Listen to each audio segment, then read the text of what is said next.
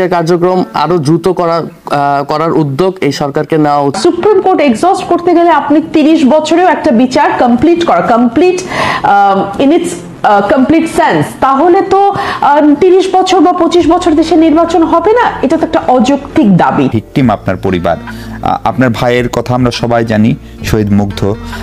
অনেক মামলা হচ্ছে, মুগ্ধ হত্যার ঘটনায় আপনারা মামলা করেছেন কিনা সেটি একটু জানতে চাই, এবং মামলা করলে সেটির স্ট্যাটাস কি সেটিও বুঝতে চাই। এখনো আমরা মামলা করিনি।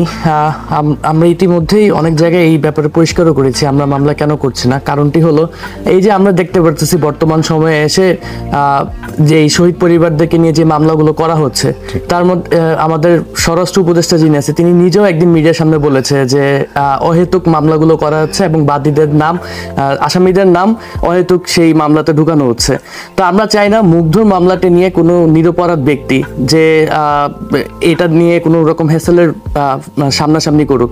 সেটা যদি হ্যাসেল হয়, কোনো নিরপরাধ ব্যক্তি যদি এটার জন্য সাফার করে, সেটার জন্য আমাদের কাছে মনে হয় এটা মুগ্ধর জন্য সব থেকে বড় একটা অসম্মান হবে।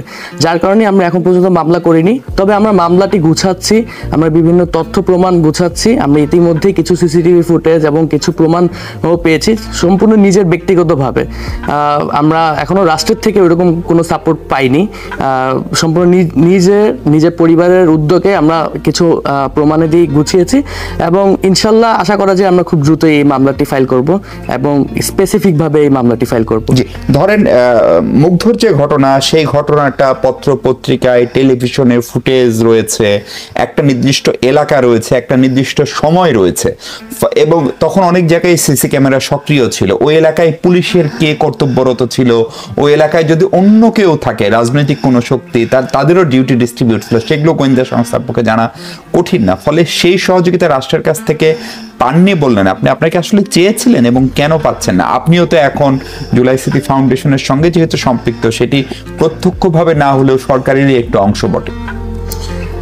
আমি আপনাকে একটা উদাহরণ দিই। আমি উত্তরা পূর্ব থানা, যে থানায় মুগ্ধর এই ঘটনাটি ঘটেছে, সেখানে গিয়েছিলাম আমি সেই দিন 18 তারিখে কে সেখানে ডিউটিরত অবস্থায় ছিল সেগুলো জানার জন্য।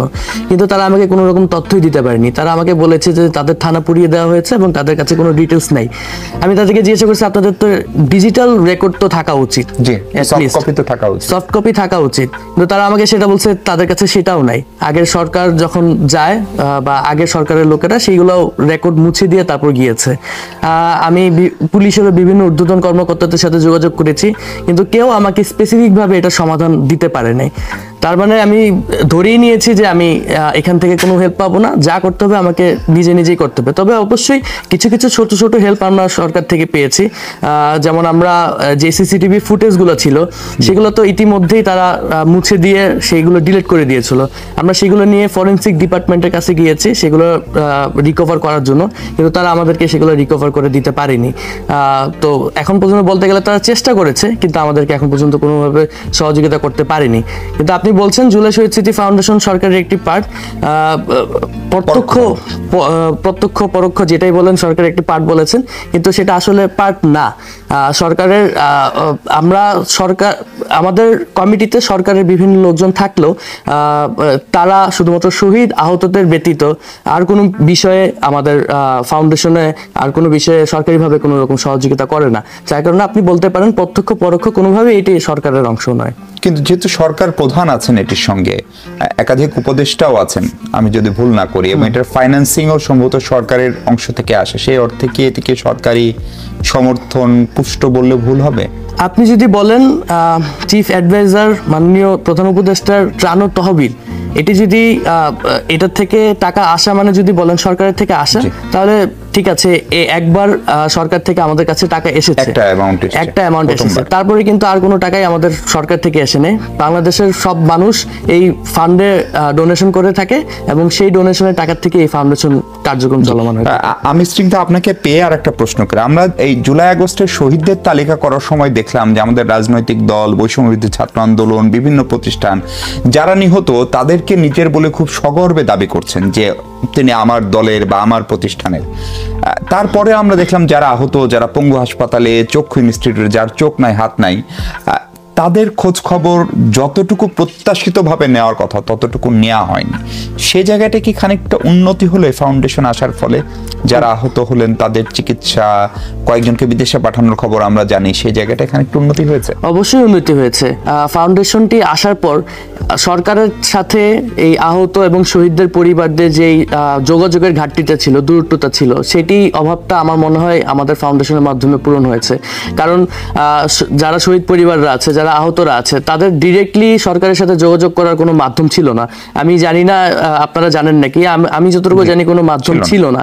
তারা সরাসরি সরকারের কারোর কাছে পৌঁছাতে পারতো না। কিন্তু এখন ফাউন্ডেশনটি হওয়ার মাধ্যমে তারা মিডল পয়েন্টে ফাউন্ডেশনকে পেয়েছে এবং আমাদের সাথে যে কোনো কেউই এসে আমাদের সাথে যোগাযোগ করতে পারে এবং তাদের যেই কনসার্ন বিষয়গুলো আছে সেগুলো আমরা সরকারের কাছে পৌঁছাতে পারি। জি স্নিগ্ধা, আরেকটা প্রশ্ন রেখে আমি বিরতিতে যেতে চাই। আমরা দেখছেন যে প্রচুর, আপনি খুব সুনির্দিষ্টভাবে মামলা করার পক্ষপাতে, আপনি বা আপনার পরিবার, আমি যদি ভুল না বুঝি, কিন্তু আমরা দেখছি অসংখ্য হত্যা মামলা হচ্ছে যেগুলোতে 100, 200, 300 জন আসামি, অজ্ঞাতনামা অনেক আসামি, এবং সে আসামি কাউকে কাউকে নানান ইকুয়েশনও করারও খবর গণমাধ্যমে বেরিয়েছে। ফলে আপনারা যে পথটা অনুসরণ করছেন সেটাই তো আসলে পুলিশ, আইন শৃঙ্খলা বাহিনী, রাষ্ট্রের করা উচিত।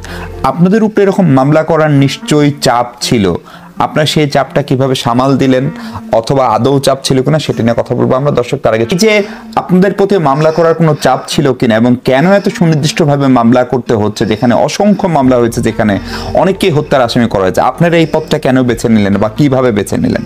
অবশ্যই আমাদের উপরও মামলা করার অনেক চাপ এসেছে। সেটা শুধুমাত্র সরকার বা কোনো নির্দিষ্ট পার্টি থেকে তা বললে ভুল হবে, বিভিন্ন সাধারণ জনগণের থেকেও এসেছে, আমাদের পাড়া প্রতিবেশী, আত্মীয় স্বজন, তাদের থেকেও মামলা করার চাপ এসেছে।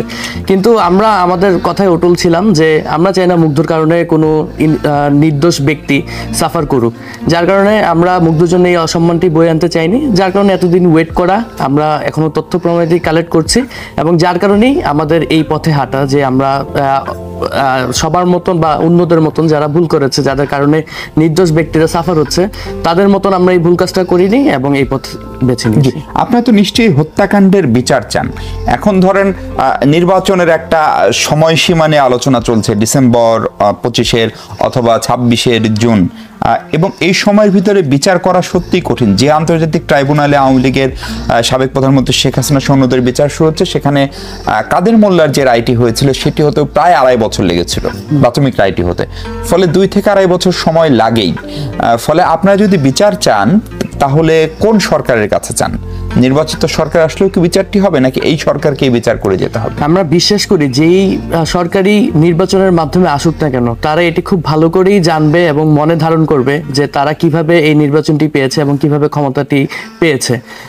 তো শহীদদের এবং আহতদের এই রক্তের এই যে ত্যাগের যেই মূল্যায়ন, এটি কোনো রাজনৈতিক পার্টি যদি ক্ষমতায় আসে তারা এটি অবমূল্যায়ন করবে না, সেটা আমরা বিশ্বাস করি এই নতুন বাংলাদেশে। যার কারণে যদি এই বিচার কার্যক্রম হতে হতে যদি পরবর্তী ইলেকশনও হয়ে যায়, আমার বিশ্বাস যারা ক্ষমতায় আসবে তারা এই বিচার কার্যক্রম অবশ্যই সম্পন্ন করবে। কিন্তু বিচার কার্যক্রম আমাদের দিক থেকে আসা যে এই বিচার কার্যক্রম আরো দ্রুত করার উদ্যোগ এই সরকারকে নেওয়া উচিত। এই সরকার নয়, যে সরকারই আসুক, যত দ্রুত সম্ভব এই বিচার কার্যক্রম করা উচিত। অন্যান্য বিচার কার্যক্রমের মতন যদি 2-2.5 বছর বা 3 বছরও যদি লাগে একটি বিচার কার্যক্রম সম্পন্ন করতে, এই শহীদদের বিচার কার্যক্রম সম্পন্ন করতে, তাহলে আমরা ধরে নিব যে বাংলাদেশে এখন পর্যন্ত কোনো চেঞ্জ আসেনি এবং এই বাংলাদেশের সংস্কার কার্যক্রমটি তার জন্য আমাদের ভাইরা ত্যাগ করেছে সেই ত্যাগটি সফল হয়নি।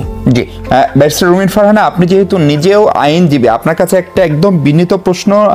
জাতীয় নাগরিক কমিটিও বলেছে যে বিচারের আগে নির্বাচন নয়, আবার ধরেন শহীদ পরিবারের সদস্য স্নিগ্ধও বলছেন যে তারা চায় বিচারটি দ্রুততম সময় হোক, কিন্তু আমরা জানি যে এটি একটি বৃহৎ বিচার এবং এই বিচারটিকে দিকে জাতীয় এবং আন্তর্জাতিক নানান দৃষ্টি থাকবে। ফলে এখানে ন্যূনতম ফাঁক ফোকর বা কোনো গলদ থাকলে সেটি নিয়ে প্রশ্ন ওঠা খুবই স্বাভাবিক এবং যৌক্তিক। ফলে আপনি কি মনে করেন 2025 বা 26 জুনের আগে এই বিচার প্রক্রিয়া সম্পন্ন করা আইনগতভাবে যৌক্তিকভাবে সম্ভব?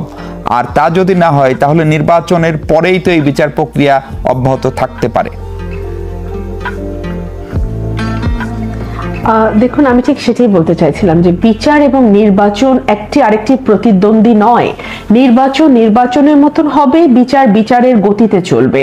আর বিচার প্রক্রিয়া সম্পূর্ণ বলতে আসলে কি বোঝানো হচ্ছে? একটি এফআইআর দায়ের করা হয়, একটা মামলার জন্ম হয় একটা এফআইআর এর মাধ্যমে। সেই এফআইআরটার উপর প্রাথমিক তদন্ত হয়, সেই তদন্ত কিন্তু বেশ ডিটেইল তদন্ত। আমরা এমনও মামলা দেখেছি যে 14, 15, 20 বছরও চার্জশিট হয়নি। ফর এক্সাম্পল সাগর রুনির মামলা। সো এখন ওই তদন্তের পরে চার্জশিটের পরে মামলাটা কোর্টে যাওয়া, চার্জ ফ্রেম করা, করে চড়ে আপনার একটা প্রাথমিক রায়, নিম্ন আদালত থেকে একটা প্রাথমিক রায় হতেও 5, 6, 7 বছর লেগে যায়। তারপরে আছে হাইকোর্টের অ্যাপিল, তারপর আছে অ্যাপিলেট ডিভিশনের অ্যাপিল। সুতরাং আপনি যদি বিচার শেষ বলেন তাহলে তো সেটি একদম সুপ্রিম কোর্ট এক্সস্ট করে আপনাকে আসতে হবে। আর সুপ্রিম কোর্ট এক্সস্ট করতে গেলে আপনি 30 বছরেও একটা বিচার complete in it's complete sense, তাহলে তো 30 বছর বা 25 বছর দেশে নির্বাচন হবে না। এটা তো একটা অযৌক্তিক দাবি, তাই না? 1, 2 হচ্ছে আমরা দেখেছি এই ঘটনাটিকে ঘিরে, মানে এই মাস অ্যাপ্রাইজিং কে ঘিরে 5ই অগস্টের পরে অসংখ্য মামলা হয়েছে এবং এক একজন ব্যক্তির বিরুদ্ধে শত শত মামলা হয়েছে, যেখানে কিনা একটা বা দুটা বা তিনটা ক্রেডিবল মামলাই যথেষ্ট। আমরা দেখেছি অর্থনীতির কেলেঙ্কারির সঙ্গে যারা যুক্ত, for example Salman F Rahman বা তার মতন যারা লুটেরা ব্যবসায়ী আছেন, এদের বিরুদ্ধে খুনের মামলা দায়ের করা হয়েছে। এখন এদের বিরুদ্ধে 302 প্রমাণ করা তো নেক্সট টু ইম্পসিবল। আপনি আসলে কিভাবে তাদের বিরুদ্ধে প্রমাণ করবেন? 3 হচ্ছে আমরা লক্ষ্য করেছি যারা এই ঘটনার সঙ্গে, এই গণহত্যা এবং তাদের উপরে নির্বিচারে গুলি চালানো, আহত করা, চোখ অন্ধ করে দেওয়ার সঙ্গে সরাসরি যাদের কানেকশন আমরা সেই সময় দেখেছি, তাদের একটা বড় অংশ হচ্ছে পুলিশ প্রশাসন, আরেকটা হচ্ছে রাজনীতিবিদদের মধ্যে কারা? আওয়ামী লীগের সাধারণ সম্পাদক ওবায়দুল কাদের, যিনি বলেছেন ছাত্রলীগই যথেষ্ট এই মাস আপরাইজিং কে দমন করতে। আমরা দেখেছি সেই সময়ে আমাদের মুহিবুল হাসান নওফেল, যিনি ছিলেন শিক্ষামন্ত্রী ফুলমন্ত্রী। আমরা দেখেছি তথ্য সম্প্রচার মন্ত্রী আরাফাত। আমরা দেখেছি সেই সময়ে স্বরাষ্ট্রমন্ত্রী, last but not the least, স্বরাষ্ট্রমন্ত্রী যিনি নির্বিকার চিত্তে পুলিশের বয়ান শুনছেন যে একটাকে মারি ওইটাই যায়, আর তো কেউ যায় না। এরকম ঘটনা তো স্যার জীবনে দেখি নাই। তো সেই নির্বিকার চিত্তে যেই স্বরাষ্ট্রমন্ত্রী নির্বিচারে গুলি করতে দিল, তার বাহিনীকে ব্যবহার করলো, যেটা কিনা শেষ দিন নাকি শেখ হাসিনা সেনাবাহিনীর সঙ্গে পুলিশের কম্প্যারিজন করতে গিয়ে বলেছে যে আপনারা কেন গুলি করতে রাজি হচ্ছেন না, পুলিশ তো ভালোই করছে। তো সেই স্বরাষ্ট্রমন্ত্রী আসলে কোথায়? আমি তো ইউটিউবে দেখলাম, আমি জানি না ইউটিউবের তথ্য আসলে কতটুকু সত্য কতটুকু ভুল জানি না, উনি দেশের বাইরে আছেন। আমাদের ওবায়দুল কাদের সাহেব কোথায় গেলেন? কেউ বলছেন উনি আসলে 3 মাস দেশেই ছিলেন, তারপরে উনি চলে গেছেন দেশ থেকে। এরা যে নিরাপদে পার হয়ে গেল, এই সরকারই তো ক্ষমতায়, তাই না? এই সরকার তো ছাত্র জনতার কে দিয়ে তৈরি সরকার। তো এই সরকারটা করলো কি? আরো ভয়ঙ্কর তথ্য মিশু, জাতিসংঘ থেকে তদন্ত প্রতিনিধিরা এসেছেন যারা তদন্ত করবেন এবং তারা সরকারের কাছে সুনির্দিষ্ট তথ্য চেয়েছেন যে কতজন আহত, কতজন নিহত, তাদের বয়স কি, তাদের নাম কি, তাদের ঠিকানা কি, তাদের জেন্ডার কি, তাদের ধর্ম পরিচয় কি। দুইবার তারা এসছে, সরকার তাদেরকে কোনো সঠিক তথ্য বা পরিসংখ্যান দিতে পারে নাই। এর একটা হতে পারে সরকার ইনএফিশিয়েন্ট, সরকার ইনকম্পিটেন্ট, তারা তাদের কাজ ঠিকমতো করতে পারছে না। আর আরেকটা হতে পারে সরকারের সদিচ্ছা নাই। দ্বিতীয়টা কিন্তু প্রথমটার চেয়েও ভয়ঙ্কর। তাহলে আসলে এই গণ অভ্যুত্থানের পরে আসা সরকারটি কাদের সরকার? তারা কাদের পারপাস সার্ভ করছে? আমাদের তো ভয় লাগে, কারণ আমরা চাই না যে এই গণহত্যার সঙ্গে যুক্ত, প্রত্যক্ষ বা পরোক্ষভাবে ভূমিকা রেখেছে এমন একটি মানুষও পার পেয়ে যাক। আবার আমরা এটাও দেখেছি যে 5ই অগস্টের পর যাদেরকে গ্রেপ্তার করা হয়েছে তাদের সেরকম সরাসরি সংশ্লিষ্টতা কিন্তু আমরা গত 1.5 মাসে, মানে মাস আপরাইজিং এর সময়টাতে যেভাবে তথ্য বা স্বরাষ্ট্র বা শিক্ষামন্ত্রীর দেখেছি, সেরকম সরাসরি কোন রকম সম্পৃক্ততা দেখিনি। কিন্তু তাদের বিরুদ্ধে মামলা হয়েছে এবং তাদেরকে ডিম ছড়া হয়েছে, মারা হয়েছে, হামলা হয়েছে, ইত্যাদি ইত্যাদি। সো পুরো বিচারটাকে তো আসলে আপনি শুরু থেকেই নানান রকম প্রশ্নের মুখে ফেলে দিলেন। এটা তো হওয়ার উচিত ছিল, এটা তো হওয়ার কথা ছিল।